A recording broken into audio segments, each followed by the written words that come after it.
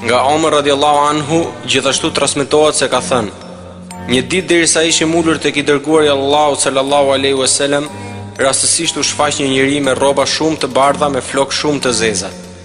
Nuk shiheshin atë shenja të udhëtimit dhe askush prej nesh nuk e njihte. U ul pranë të dërguarit sallallahu alaihi wasallam duke I mbështetur gjunjët e vet në gjunjët e tij.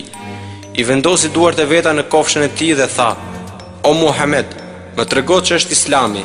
I dërguari I Allahut sallallahu alaihi wasallam I tha: Islami është të dëshmosh që nuk ka zot tjetër përveç Allahut dhe se Muhamedi është I dërguari I Allahut.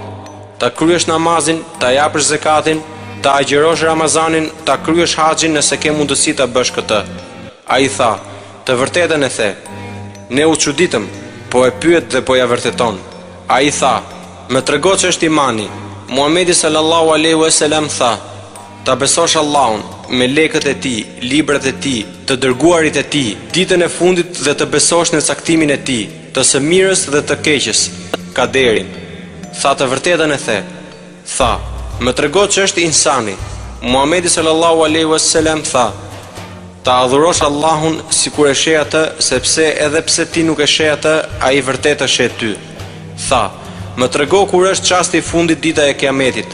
Muhamedi alayhis salam tha: Për këtë I pyeturi nuk di më shumë nga ai I cili pyet. Tha: Më trego për shenjat e tij. Muhamedi sallallahu alaihi wasallam tha: Kur obëresha të lind zënjushën e vet, kur të shihen barind këmbëzbathur, të zhveshur e të mirë se si ngarojnë në ndërtimin e godinave të mëdha. Pastaj shkoi. Unë qëndrova për një kohë, pastaj Muhamedi sallallahu alaihi wasallam tha: O Omer, a e di kush ishte pyetësi? Thash: Allahu dhe I dërguari I tij më së miri e din. Tha: Ky ishte Xhibrili, erdhi t'ua mësoj juve fen tuaj.